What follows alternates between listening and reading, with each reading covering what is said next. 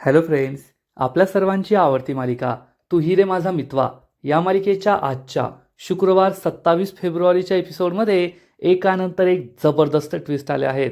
ते म्हणतात ना की पाप्याचा पिच्छा त्याचं पाप कधीच सोडत नाही आणि वल्लरीच्या बाबतीत सुद्धा तेच घडतंय. वल्लरीला असं वाटलं की तिने सुप्रियाने बनवलेलं तिचं स्केच फाडून टाकलं म्हणजे ती वाचली, पण देव जेव्हा एक दरवाजा बंद करतो तेव्हा असे अनेक दरवाजे उघडे करतो आणि देवाने सुप्रियासाठी असाच एक नवीन दरवाजा उघडा केलाय. अशोक सातभाईच्या बायकोने सुप्रियाला कॉल केला आणि श्रीकांत धुमाळ या पत्रकाराबद्दल सांगितलं की त्याने ही बातमी कव्हर केली होती. तुम्ही त्याला जाऊन भेटा, तुम्हाला नक्कीच काहीतरी माहिती मिळेल. आणि मग सुप्रियाने ही गोष्ट ईश्वरीला सांगितली. ईश्वरी श्रीकांत धुमाळच्या ऑफिसमध्ये पोहोचली आणि त्याचा पत्ता मिळवलाय. आणि आता ईश्वरी या श्रीकांत धुमाळकडून सगळी माहिती आणि सगळं सत्य बाहेर काढू शकते.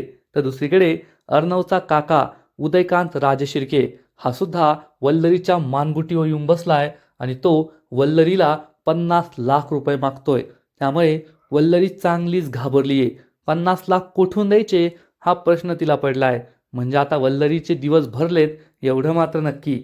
मग हे सगळं घडलं तरी कसं हे जाणून घेण्यासाठी हा व्हिडिओ शेवटपर्यंत नक्की पहा. फ्रेंड्स, आजच्या एपिसोडच्या सुरुवातीलाच मामा अर्णव आणि ईश्वरीला म्हणतो, मला तर असं वाटतंय गुंडांना सांगून त्या राजेशला चांगलेच फटके द्यायला पाहिजे, तेवढंच 4 दिवस तो सुतासारखा सरळ होईल. अर्णव म्हणतो, मामा इच्छा तर माझी सुद्धा खूप आहे की त्या राजेशला चोपायला पाहिजे, पण मला ताईची आणि माझ्या होणाऱ्या भाचीची खूप काळजी आहे. जर त्या राजेशला फटके बसले ना तर ताईला त्रास होईल, म्हणून मी शांत बसलोय. मामाला सुद्धा हे पटतं. मामा म्हणतो, हो तू एकदम बरोबर बोलतोय. त्या राजेशच्या आधी आपल्याला अंजलीचा आणि तिच्या होणाऱ्या बाळाचा विचार करणं खूप महत्त्वाचं आहे. आणि मी आता तेथे चाललो त्यांना भेटायला. ईश्वरी म्हणते, मामा तुम्ही अंजली ताईला घरी घेऊन येण्यासाठी प्रयत्न करा. मामा म्हणतो, हो तुम्ही काळजी करू नका. आणि मामा तेथून निघून जातो. आणि मग अर्णव ईश्वरीला दाखवतो की अंजली ही चाळीत काय करतीये. CCTVच्या माध्यमातून या दोघांना आपल्या मोबाईलवर हे सगळं लाईव्ह दिसत असतं की अंजली कपडे धुवून वाळत टाकतीये. आणि आता अंजली ताई काय करते ते आपल्याला कळत राहील. काळजी करण्यासारखं काही नाहीये, म्हणून अर्णव आणि ईश्वरीला आनंद होतो. तर इकडे सुप्रिया गणपती बाप्पांसमोर हात जोडते आणि म्हणते, बाप्पा मागील 20 वर्षांपासून मी बदनामी सहन करते, मनस्ताप सहन करते, पण आता या सगळ्या गोष्टींचा परिणाम माझ्या मुलीच्या संसारावर होतोय आणि मला ते सहन होत नाहीये. मी त्या बाईचं स्केच बनवून घेतलं, पण ती संधीसुद्धा माझ्या हातून गेली. आता मी काय करावं. तू एक दरवाजा बंद केलाय तर आणखीन एक दरवाजा उघड आणि मला ती बाई नेमकी कोण आहे हे सत्य जाणून घेण्यासाठी मदत कर. म्हणजे मी माझ्या नावावर लागलेला हा कलंक पुसू शकेल आणि मग माझ्या मुलीचा संसारसुद्धा मला वाचवता येईल.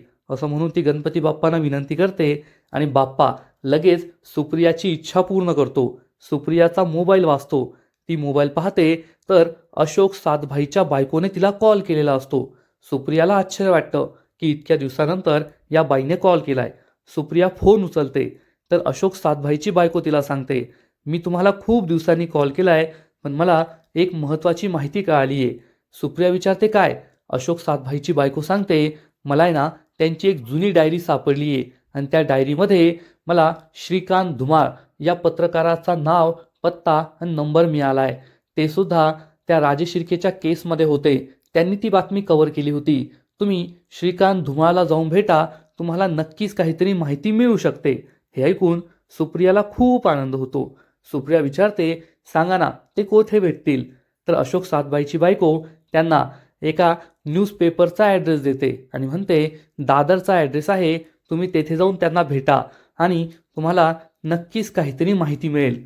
सुप्रिया खूप खुश होते आणि या अशोक सातभाईच्या बायकोला थँक्यू म्हणते आणि फोन कट करते. सुप्रिया गणपती बाप्पाला सुद्धा थँक्यू म्हणते की तू माझं ऐकलंस आणि माझ्यासाठी एक नवीन दरवाजा उघडलास. सुप्रियाला आनंद झालेला असतो. तर इकडे मामा, मामी, आजी अंजलीच्या चाळीत पोहोचतात. तर चाळीत पोहोचताच त्यांना लगेचच नळावरचं बायकांचं भांडण दिसतं.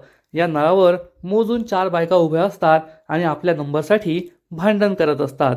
पण हे पाहून मामा, मामी आणि आजीला खूप वाईट वाटतं. आजी विचार करते, अविनाश खरंच माझ्या अंजलीला किती त्रास होत असेल. रोज सकाळी येथे पाणी भरायला यायचं. ही नळावरची भांडणं तिने आजपर्यंत असं कधीच काही पाहिलंही नाहीये आणि सहनही केलेलं नाहीये. तर लगेचच वल्लरी चिडून म्हणते, आई उगाचच डोळ्यात पाणी आणायची गरज नाहीये. हे सगळं त्या ईश्वरीमुळे झालंय आणि तुम्ही तिला काहीच बोलत नाही. मामा चिडून म्हणतो, वल्लरी गप्प बस आणि आतमध्ये गेल्यावर सुद्धा ईश्वरीबद्दल असं काहीच बोलायचं नाही. वल्लरी चिडून गप्प बसते. मामा मामी आणि आजी अंजलीच्या रूमकडे जातात. तर अंजली ही स्वयंपाकाची तयारी करत असते. हे सगळे ते पाहतात की अंजलीला किती त्रास होतोय. कांदा चिरताना तिच्या डोळ्यात पाणी येत आहे आणि खरंच या छोट्याशा खोलीत तिचे हाल होत आहे. त्यामुळे सगळ्यांनाच वाईट वाटतं. आणि मग मामा आवाज देतो, येऊ का आतमध्ये? अंजली पाहते तर मामा मामी आजी आले आहेत. त्यामुळे तिला खूप आनंद होतो. ती म्हणते, हो या ना. सगळे आतमध्ये येऊन बसतात. अंजली राजेशला हाक मारते. राजेश सुद्धा येतो. सगळे आलेत म्हणून मी खुश आहे असा तो आव आणतो आणि विचारतो, अरे वा मामा, आज तुम्ही आलात, कसं काय येणं केलं? तर मामा म्हणतो, काय जावई बापू, तुम्हालाच भेटायला आलोय. हा घ्या खाऊ, तुमच्यासाठी खाऊ आणलाय. आणि तो राजेशच्या हातात खायला देतो. राजेश खूप खुश होतो. तेव्हा लगेचच अंजली म्हणते, तुम्ही सगळे बसा, मी तुमच्यासाठी चहा बनवते. तर राजेश म्हणतो, अगं इतक्या दिवसांनी तुझ्या माहेरची माणसं आली आहेत, तू त्यांच्याशी छान गप्पा मार, मी त्यांच्यासाठी चहा बनवतो. असं म्हणून राजेश चहा बनवायला जातो. तर आजी मात्र खूप इमोशनल होते. प्रेमाने अंजलीच्या गालावर हात ठेवते आणि विचारते, अंजू बाळा कशी आहेस तू, बरी तर आहे ना? अंजली सांगते, हो आजी, काळजी करू नको, मी बरी आहे, खूप सुखात आहे येथे. माझ्या नवऱ्याच्या जीवावर मी सुखात जगतीये. आजीला अंजलीची ही अवस्था पाहून खूप वाईट वाटतं आणि तिच्या डोळ्यात पाणी आलेलं असतं. आणि वल्लरी परत तोच डायलॉग मारते, आई डोळ्यात पाणी आणायची गरज नाहीये. हे सगळं ना त्या तुमच्या लाडक्या नाथसुनेमुळे, ईश्वरीमुळे झालंय. ती जर चांगली वागली असती तर अंजलीला येथे येण्याची गरजच पडली नसती. आणि मामा हा पुन्हा एकदा तिची बोलती बंद करतो की वल्लरी गप्प बस, हे सगळं बोलण्याची ही वेळ नाहीये. आणि अंजली सुद्धा म्हणते, हो मामी, मला आता त्या सगळ्या जुन्या आठवणी नाही आठवायच्या आहेत. आजीला खूप काळजी वाटत असते आणि ती अंजलीला म्हणते, अंजू खरं सांगू का, मी ना खूप स्वप्न पाहिली होती की जेव्हा तुझं बाळणपण होईल तेव्हा मी तुझी किती काळजी घेईल, तुझ्या बाळाची किती काळजी घेईल. पण ऐन बाळणपणातच तुला या चाळीत येऊन राहावं लागतंय. मला खरंच खूप वाईट वाटतंय. तर राजेश सांगतो, आजी तुम्हाला काळजी करायची गरज नाहीये, मी अंजलीची काळजी घेतोय, तिला काही होणार नाही, सगळं सुखरूप होईल, तुम्ही काळजी करू नका. आजी म्हणते, हो जावई बापू, आमचा तुमच्यावर पूर्ण विश्वास आहे, पण शेवटी मला सुद्धा माझ्या नातीची काळजी वाटतेच ना. अंजली तू ये ना, परत चल, आपण आपल्या घरी परत जाऊया. हे ऐकून राजेश खूप खुश होतो. पण अंजली मात्र त्यासाठी स्पष्ट शब्दात नकार देते आणि म्हणते, नाही आजी, मी परत नाही येणार, कारण येथे मी खूप सुखात आहे आणि माझा नवरा खूप कष्ट करतोय, तो मला आनंदात ठेवतोय. आणि माझा विश्वास आहे की आज ना उद्या माझा नवऱ्याच्या जीवावर आम्ही स्वतःच्या फ्लॅटमध्ये राहायला जाऊ आणि माझा नवरा मला खूप आनंदात ठेवेल. आणि हे ऐकून मामा आणि मामी चक्क तोंडावरच बोट ठेवतात, कारण त्यांना माहीत असतं हा राजेश फुकट्या आहे आणि हा कसले कष्ट करतोय. पण अंजलीचा आपल्या नवऱ्यावर खूप विश्वास असतो, आंधळा विश्वास. आणि राजेश मात्र खूप चिडतो आणि विचार करतो, बावळट बायको माझ्या कष्टाच्या जीवावर फ्लॅटमध्ये चालली आहे. उलट मी तुला फ्लॅटमध्ये नाही नेणार, तुझा त्रास नाही कमी करणार, तुला 4 पट त्रास कसा होईल ना ते मी पाहतो. म्हणजे तू मला त्या अर्णवच्या बंगल्यावर घेऊन जाशील आणि मी तिथे ऐशोआरामात राहील. आणि मग आजी ही अंजलीला म्हणते, अंजली खरंच तू नाही येऊ शकत का, प्लीज चल आमच्याबरोबर. अंजली त्यासाठी नकार देते आणि म्हणते, नाही, कारण चाळीससुद्धा बाळणपणं होतातच ना. चाळीससुद्धा लहान मुलांचा जन्म होतो, बायका राहतात, चाळीससुद्धा लहान मुलं लहानची मोठी होतात. मी माझ्या मुलाला येथेच लहानचं मोठं करणार, त्यामुळे सगळ्यांचाच नाईलाज होतो. आणि मग राजेश हा सगळ्यांना जेवण करून जा असं म्हणतो. पण आजी मामा मामी त्यासाठी नकार देतात आणि म्हणतात, नाही आता आम्हाला जायचं आहे. आणि जाता जाता मामा एक भारी जोक मारतो आणि अंजलीला म्हणतो, अंजली तुला काही लागलं ना तर मलम लाव. हे ऐकून सगळे हसू लागतात. अंजली तर खुदू खुदू हसते आणि म्हणते, काय मामा, काय जोक मारतोयस तू? तर मामा म्हणतो, आता तुझ्या चेहऱ्यावरचं जे हसू आहे ना ते खरं हसू आहे आणि हे असंच राहू दे, नेहमी अशीच आनंदी राहा. सगळेजण अंजलीचा आणि राजेशचा निरोप घेतात आणि तेथून निघून जातात. अंजली खूप इमोशनल होते. राजेश तिच्या मागेच उभा असतो. अंजली म्हणते, आजी मला तुझी काळजी कळतीये, परंतु माझ्यासाठी माझ्या नवऱ्याचा मान, त्याचा स्वाभिमान सगळ्यात जास्त महत्त्वाचा आहे. आणि ज्या घरात माझ्या नवऱ्याचा अपमान झाला ना, त्या घरात मी पुन्हा कधीच पाऊल ठेवणार नाही. मी येथेच राहणार. आणि हे ऐकून राजेश डोक्याला हात मारून घेतो. अरे देवा, काय बावळट बायको आहे. मला मान स्वाभिमान नावाची गोष्ट माहीत नाहीये, मला फक्त फुकटचं खाणं माहिती आहे, असा विचार करून राजेश खूप चिडतो. दुसरीकडे सुप्रिया अशोक सातभाईच्या बायकोने सांगितल्याप्रमाणे या श्रीकांत धुमाळला बोलण्यासाठी न्यूजपेपरच्या ऑफिसमध्ये कॉल करते आणि विचारते की मला श्रीकांत धुमाळांना भेटायचं आहे. तर येथील माणूस सांगतो, सध्या ते ऑफिसमध्ये नाही आहे, तुम्हाला त्यांना भेटायचं असेल तर ऑफिसमध्ये यावं लागेल. आणि मग सुप्रिया त्यांना पत्ता विचारते. हा माणूस सुप्रियाला पत्ता सांगतो आणि सुप्रिया विचार करते, आता मला या ॲड्रेसवर जाऊन या श्रीकांत धुमाळला भेटावं लागेल, म्हणजे मग मला सगळं काही सत्य समजू शकतं. माझ्या हाती नक्कीच काहीतरी पुरावा लागेल आणि माझ्या मुलीचा संसार मी वाचू शकेल, असा विचार सुप्रिया करत असते. थोड्या वेळाने मामा, मामी, आजी घरी परत येतात. अर्णव आणि ईश्वरी या दोघांना विचारतात तेथे काय झालं. तर आजी झालेला सगळा प्रकार सांगते की चाळीत अंजलीचे खूप हाल होत आहे, तिला त्रास होतोय आणि मला ते बघवलंच गेलं नाही. आपली अंजली बाळणपणामध्ये एवढा त्रास सहन करते म्हणून आजी खूप इमोशनल होते, तिच्या डोळ्यात पाणी येतं. त्यामुळे सगळ्यांनाच वाईट वाटतं.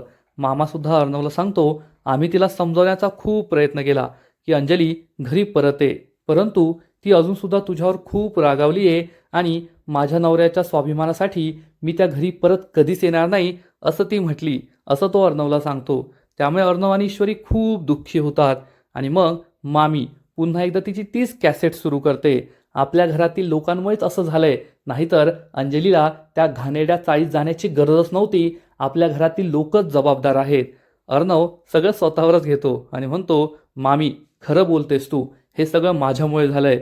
जर त्या दिवशी मी त्या राजेशवर आरोप लावले नसते ना, तर ताई हे घर सोडून कधी गेलीच नसती.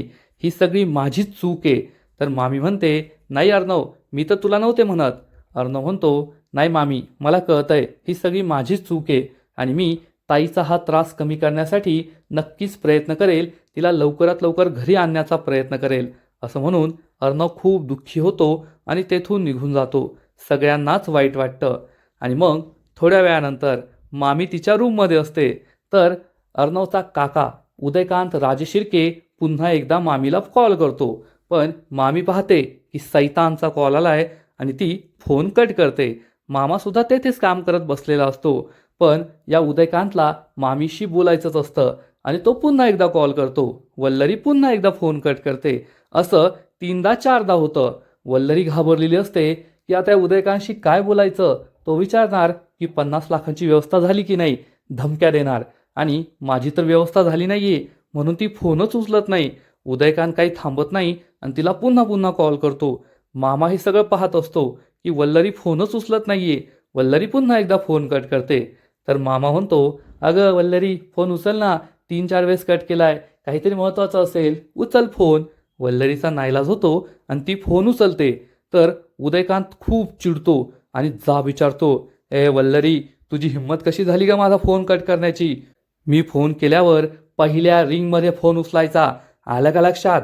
तर वल्लरी म्हणते, हो हो बोला ना. मागे मामा बसलेला असतो त्यामुळे वल्लरी काही स्पष्ट बोलत नाही आणि फक्त हो हो करत असते. तर उदयकांत तिला विचारतो, झाली की नाही पैशांची सोय. तर वल्लरी म्हणते, नाही नाही, एवढ्या लवकर कशी काय, करते मी करते. तर उदयकांत चिडून म्हणतो, करते करते काय, मला फक्त 2 दिवसात पैसे हवे आहेत.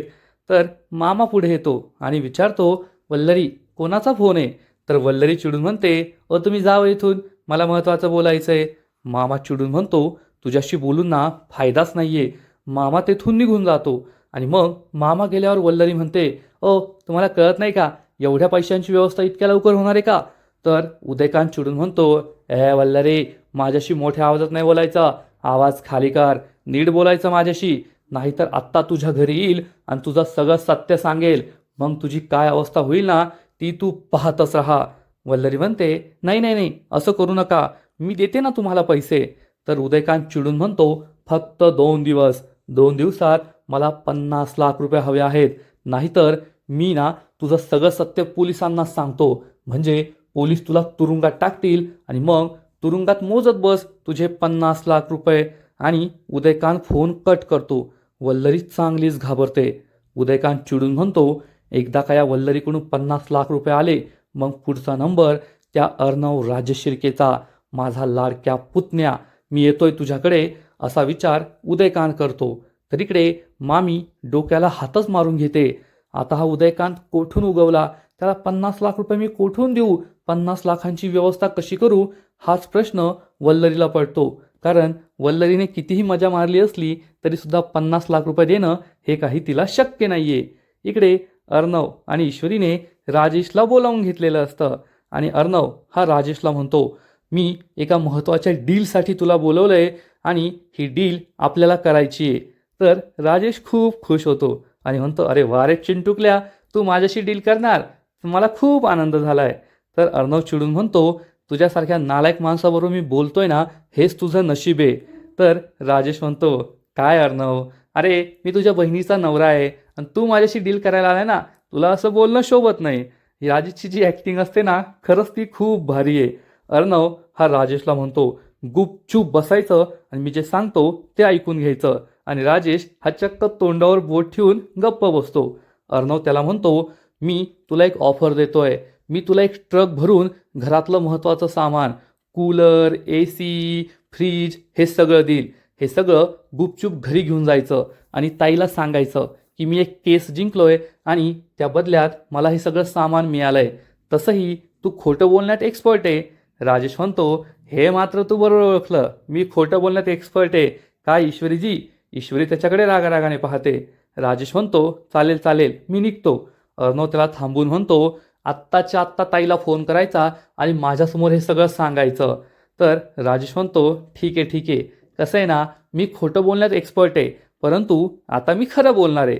अर्णव आणि ईश्वरीला त्याचा खरा प्लॅन कळतच नाही आणि राजेश एखाद्या राक्षसासारखा हसतो आणि अंजलीला कॉल करतो. अंजली त्याचा फोन उचलते. तर राजेश हा चक्क अर्णव आणि ईश्वरीचं सत्य अंजलीला सांगतो. अंजली, मी ना आता अर्णव आणि ईश्वरीला भेटायला आलोय, त्या दोघांनी मला बोलवून घेतलं होतं आणि ते दोघे म्हणताय की आम्ही तुम्हाला ट्रक भरून घरातलं सामान देतो, AC, फ्रीज, कूलर, बाकीचे भांडे वगैरे. आणि तू ना अंजलीला खोटं सांग की मी एक केस जिंकलोय आणि त्या बदल्यात हे सगळं सामान मला मिळालंय, हे सामान अर्णवने दिलंय असं सांगू नको, असं तुम्हाला खोटं बोलायला सांगतोय. हे ऐकून अंजली, ईश्वरी, अर्णव या सगळ्यांना मोठा धक्काच बसतो. या राजेशने पुन्हा एकदा आपल्याला फसवलं, त्यामुळे हे दोघे खूप चिडतात. तर अंजली खूप चिडते आणि विचारते, अहो तुम्ही त्या अर्णवकडून काही सामान तर घेतलं नाही ना? तर राजेश म्हणतो, नाही ग अंजली, मला माझा स्वाभिमान जास्त महत्त्वाचा आहे. मी रात्रभर डास चावत असताना झोपेल, घामाघूम होऊन झोपेल, पण त्या अर्णवचा 1 रुपया घेणार नाही, त्याची कोणतीच वस्तू घेणार नाही. अंजली म्हणते, एकदम योग्य केलं तुम्ही, आणि ती फोन कट करते. आणि मग राजेश एखाद्या राक्षसासारखा हसू लागतो. अर्णव आणि ईश्वरीला त्याचा खूप राग येतो. राजेश अर्णवला म्हणतो, काय रे चिंटुकल्या, तुला काय वाटलं मी तुझी ऑफर मान्य करेल आणि त्या घाणेरड्या चाळीच्या खोलीतच राहील का? मला तर तुझ्या बंगल्यात यायचंय आणि मस्तपैकी वाजत गाजत स्वॅगने मी तेथे येणार, तू फक्त पाहतच राहा. ईश्वरीलाही राग येतो. ईश्वरी चिडून म्हणते, तू ये ना सर्टिफाईड भिकारी आहे, भिकारी. फक्त एकदा आमच्या अंजलीताईची डिलिव्हरी होऊ दे, मग आम्ही तुझी डिलिव्हरी ना समोरच्या फुटपाथवर करणार आहे आणि तेथे बसून तू भीक मागशील, सर्टिफाईड भिकारी कुठला. आणि हे ऐकून राजेश खूप चिडतो. अर्णवसुद्धा त्याला तेच उत्तर देतो, आता तुझी डिलिव्हरी मी कोठे करतो ते तू पाहतच राहा, फक्त एकदा माझ्या अंजलीताईची डिलिव्हरी होऊ दे. तर राजेश त्यांना म्हणतो, एक नंबर, एकदम भारी प्लॅन आहे, पण मला आहे ना असं भिकारी भिकारी बसून राहणं शोभत नाही. मला तर असं मस्तपैकी अर्णवच्या राजवाड्यात एखाद्या जावई बापूसारखं, राजासारखं राहणं शोभतं. असं म्हणून राजेश त्याचं कियसवानं हसतो आणि तेथून नाचत गाचत निघून जातो की मी आता तुमच्या घरात असाच नाचत गात येणार आहे. अर्णव आणि ईश्वरी खूप चिडतात. या माणसाला सहन करणं अवघड आहे हे त्यांच्या लक्षात येतं. थोड्या वेळानंतर ईश्वरी घरी असते. तर सुप्रिया तिला कॉल करते आणि सांगते की मला अशोक सातभाईच्या बायकोचा कॉल आला होता.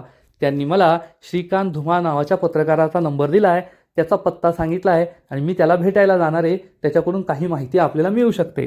तर ईश्वरी म्हणते, आई तू नको जाऊ, तुझी उगाच दगदग होईल, तू बाबांची काळजी घे, मला पत्ता दे, मी तेथे जाते. सुप्रिया म्हणते ठीक आहे आणि ती ईश्वरीला या न्यूजपेपरच्या ऑफिसचा पत्ता देते. ईश्वरी म्हणते चला मला आता या न्यूजपेपरच्या ऑफिसमध्ये जायला हवं. सुप्रियाला सुद्धा वाटतं की ईश्वरी नक्कीच काहीतरी माहिती काढून आणेल आणि मग ईश्वरी त्याबद्दल काय विचारायचं आहे. ईश्वरी म्हणते मला त्या केसबद्दल जाणून घेणं खूप महत्त्वाचं आहे, कारण कोणाचं तरी आयुष्य हे बर्बाद होतं आहे आणि मला त्या केसबद्दल सगळं जाणून घ्यायचं आहे. तर हा माणूस म्हणतो सॉरी, पण ते 1 महिन्यांच्या सुट्टीवर आहेत, तुम्हाला श्रीकांत धुमाळला नाही भेटता येणार. ईश्वरीला जबर धक्काच बसतो. ईश्वरी म्हणते तुम्ही आत्ता तर म्हणालात की ते येथेच बसतात. तर हा माणूस सांगतो अहो तुम्हाला सांगितलं ना, श्रीकांत धुमाळच्या मुलीचं लग्न आहे, त्यामुळे ते 1 महिन्याच्या सुट्टीवर आहेत, तुम्ही 1 महिन्याने परत या. ईश्वरीला समजतं हा माणूस काहीतरी खोटं बोलतोय आणि ईश्वरी तेथून बाहेर पडते. पण बाहेर आल्यावर तिला चक्क एक मोठं पोस्टर दिसतं, जेथे सर्वोत्तम कर्मचारी श्रीकांत धुमाळ असं लिहिलेलं असतं आणि त्याच माणसाचा फोटो असतो ज्या माणसाला आता ती मध्ये भेटली आहे आणि त्याच्याशी बोलत होती. ईश्वरीला समजतं मी ज्याच्याशी बोलले तोच तर श्रीकांत धुमाळ होता. मग त्याने मला असं खोटं का सांगितलं की त्याच्या मुलीचं लग्न आहे आणि तो 1 महिन्यांच्या सुट्टीवर आहे, म्हणजे नक्कीच काहीतरी गडबड आहे. रमाकांत राजशिर्केच्या बातमीमध्ये या माणसाचा सुद्धा काहीतरी हात असला पाहिजे, हा सुद्धा सामील असला पाहिजे, हा सुद्धा गुन्हेगार असेल असा विचार करून ईश्वरी ही आतमध्ये परत येते. पण तेथे श्रीकांत धुमाळ नसतो. ती दुसऱ्या माणसाला विचारते आता ते इथे होते श्रीकांत धुमाळ, ते कुठे आहेत. तर हा माणूस सांगतो ते तर ऑफिसमधून निघून गेले. ईश्वरी विचार करते म्हणजे हा माणूस पळून गेलाय, हा माणूस काहीतरी लपवण्याचा प्रयत्न करतोय, पण मी त्याला आता सोडणार नाही. पण काय करावं, या श्रीकांत धुमाळचा पत्ता कसा मिळवायचा, त्याला कोठे शोधायचं, हाच प्रश्न ईश्वरीला पडतो. ईश्वरीला काहीच सुचत नसतं. ती गणूबाप्पाला प्रार्थना करते, गणूबाप्पा तूच आता मला काहीतरी रस्ता दाखव. आणि तेवढ्यात ईश्वरीला संपादकांचं केबिन दिसतं आणि ईश्वरीला एक आयडिया सुचते. ईश्वरी या संपादकांच्या केबिनमध्ये येण्याआधी डोळ्याला गॉगल लावते आणि दरवाजा वाजवते. संपादक विचारतात कोण आहात तुम्ही. ईश्वरी सांगते मी आहे ईश्वरी अर्णव राजशिर्के. हे ऐकून हा संपादक म्हणतो हे नाव कुठेतरी ऐकल्यासारखं वाटतंय. ईश्वरी एकदम स्टाईलमध्ये डोळ्यावरचा गॉगल बाजूला करते आणि म्हणते स्वस्तिक फॅशन, नाव तर ऐकलं असेल. तर हा संपादक म्हणतो अरे हो हो हो हो, या मॅडम या, तुम्ही तर इतके मोठे बिझनेस टायकून अर्णव राजशिर्केच्या मिसेस आहात, आमच्या या छोट्याशा ऑफिसमध्ये काय काम काढलं तुम्ही. तर ईश्वरी त्याला सांगते आम्ही ना एक नवीन कॅम्पेन लॉन्च करतोय आणि त्यासाठी तुमच्या न्यूजपेपरमध्ये फ्रंट पेजवर फुल पेज ॲड द्यायची आम्हाला पुढील 7 दिवसांसाठी. त्या डीलबद्दलच बोलायला मी आली आहे. तर हा संपादक विचारतो तुम्हाला त्यासाठी किती पैसे लागतील, याचं काही नॉलेज आहे का. तर ईश्वरी चिडून म्हणते तुम्ही कोणाला विचारताय, अर्णव राजशिर्केच्या बायकोला, तुम्हाला काही नॉलेज आहे का. तर हा संपादक म्हणतो सॉरी मी चुकीचं बोललो. मग ठीक आहे आपण डील करून घेऊया. ईश्वरी म्हणते डील करायला काहीच हरकत नाही आहे, पण त्यासाठी मला तुमच्याकडून एक गोष्ट हवी आहे. संपादक विचारतो काय. तर ईश्वरी म्हणते मला श्रीकांत धुमाळ यांचा पत्ता आणि मोबाईल नंबर हवा आहे. संपादकला काही कळतच नाही. ईश्वरी म्हणते मला जर ही माहिती मिळाली तरच ही डील होऊ शकते. संपादक स्वतःच्या फायद्याचा विचार करतो आणि थोड्याच वेळात ईश्वरी एकदम स्वॅगमध्ये या संपादकच्या केबिन बाहेर येते, कारण या संपादकाने तिला श्रीकांत धुमाळचा पत्ता आणि मोबाईल नंबर दिलेला असतो. ईश्वरी खूप खुश होते, डोळ्यावरचा गॉगल बाजूला करते आणि म्हणते श्रीकांत धुमाळ, आता तू पाताळात जरी लपून बसलेला असशील ना तरी मी तुला शोधून काढणार आणि सगळं सत्य जाणूनच घेणार. म्हणजे ईश्वरीने आता ठरवलंय की या श्रीकांत धुमाळला ती काही सोडणार नाही. आणि आजचा एपिसोड येथेच संपतो. फ्रेंड्स, तू हि रे माझा मित्वा या मालिकेचा आजचा एपिसोड तर भारी होता, पण पुढील एपिसोड आणखीन भारी असणारे, आणखीन मोठा ट्विस्ट त्या मालिकेत येणारे. मग नेमकं घडणार तरी काय, तर पुढील एपिसोडमध्ये आपण पाहू. वल्लरी खूप घाबरलेली असेल. आता या उदयकांतला 50 लाख रुपये कोठून द्यायचे हाच प्रश्न तिच्या मनात असेल. ती याचाच विचार करत असेल. तर ईश्वरी सुप्रियाला येऊन भेटणार आणि झालेला सगळा प्रकार सांगणार की मी आता त्या श्रीकांत धुमाळच्या घरी चालली आहे आणि ती अर्णवला याबद्दल फोन करून सांगेल. अर्णव म्हणेल तुझ्या आईविरुद्ध तुझ्याकडे कोणताच पुरावा नाही आहे. तर ईश्वरी म्हणेल सर मला पुरावा लवकरच भेटणार आहे, मी त्या श्रीकांत धुमाला भेटायला चालली आहे. हे ऐकून अर्णवला सुद्धा आश्चर्य वाटेल. मग आता ईश्वरीचं मिशन यशस्वी होईल की नाही हे तर पुढील एपिसोडमध्येच कळेल. पण वल्लरीचे दिवस भरलेत असंच वाटतंय. तर फ्रेंड्स, तुम्हाला सुद्धा तू ही रे माझा मितवा ही मालिका आवडते का? नक्कीच कमेंट करून सांगा. आणि या मालिकेचे असेच नवीन नवीन अपडेट्स सर्वात आधी जाणून घेण्यासाठी व्हिडिओला लाईक करा, शेअर करा, चॅनलला सबस्क्राईब करून बेल आयकॉनवर क्लिक करा. म्हणजे या मालिकेचे नवीन नवीन एपिसोड तुम्हाला सर्वात आधी पाहायला मिळतील. खूप खूप खूप धन्यवाद.